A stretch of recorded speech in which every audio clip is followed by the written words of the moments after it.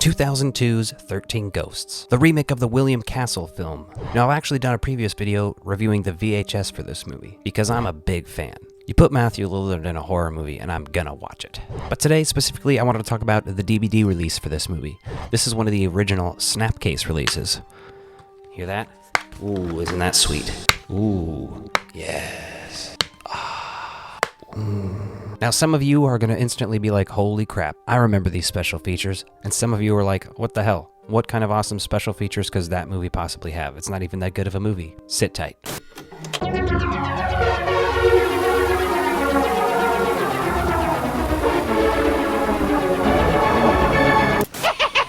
Welcome back to the Ecto-Violence channel. My name is Alec. Today we're talking 13 Ghosts on DVD. Specifically, the special features, and we're going to get into it. Let's throw this disc in and look at the menus.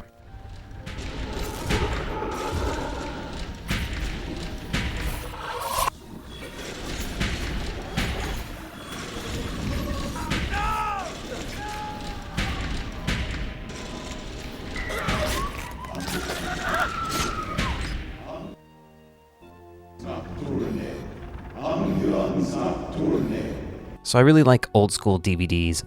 The late 90s with these Snapcase DVDs, all of the DVD menus were awesome. They were all interactive and interesting, and they weren't just playing clips from the movie that you're about to watch. You know what I mean? Like, I'm about to watch the movie. Stop it. Stop showing me clips.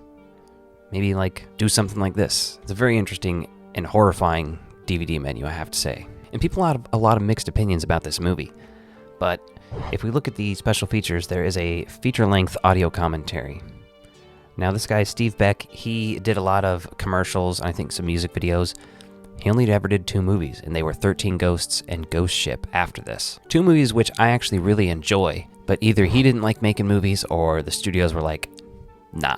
But for people who grew up during this era, these are definitely cult classics. There's a whole documentary, 13 Ghosts Revealed, on the making of this movie.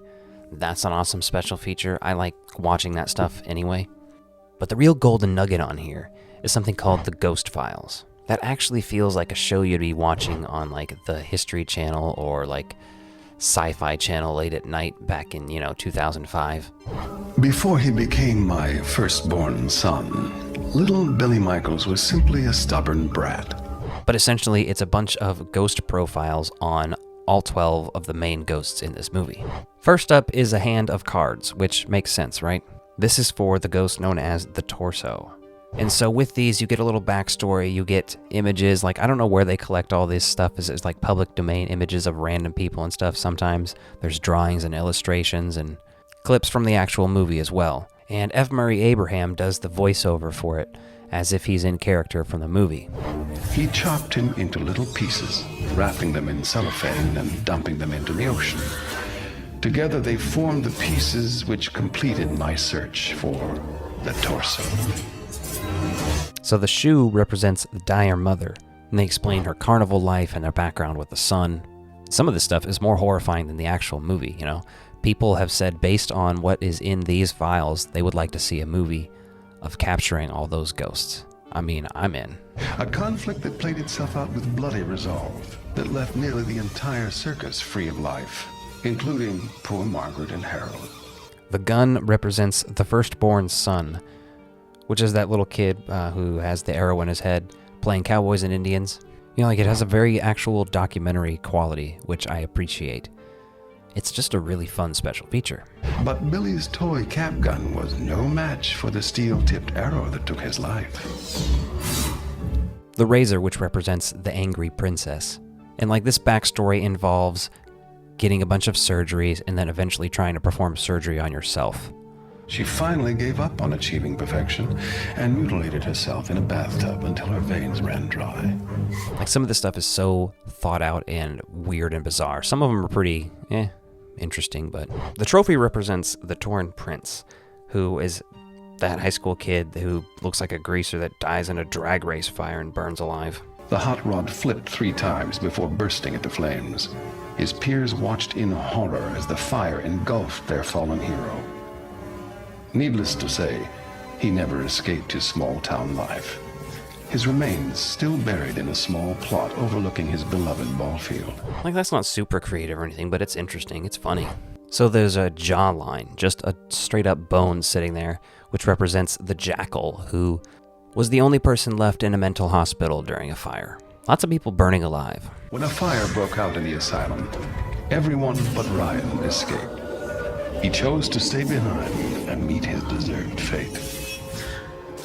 I mean, I'll give it to you, that's a pretty horrifying way to die. Then there's the Bible, which represents the Pilgrimess, a woman in 1675 who was accused of witchcraft and ended up being burned at the stake. Well, not exactly at the stake, but like burned alive, but then she didn't end up dying, so they were like, oh my god, she really is a witch. Isabella miraculously crawled out, still alive, and without a single burn upon her skin. The astounded townsfolk sentenced her to a slow death in the stocks. There she stayed for weeks while children stoned her, women cursed her, and men spat on her. The humiliation proved worse than the pain. Finally, Isabella succumbed to starvation. So they're like, another fire death, huh? Gotcha. We have the shotgun shells, which represent the Juggernaut, a disfigured junkyard killer who fed people to his dogs, who ends up being killed by the police. It took over a dozen men to subdue the immense giant, 3 of whom lost their lives when Horace broke free of his handcuffs. But poor Horace's struggle eventually ended when 5 officers pumped nearly 50 rounds of ammo into him, and then another clip into his lifeless corpse, just to be sure. You have the baby toy, which represents the great child, the dire mother's child, and there's more backstory here about the circus and stuff. When Jimbo found out what had happened, he had Harold mutilated beyond what you or I can comprehend.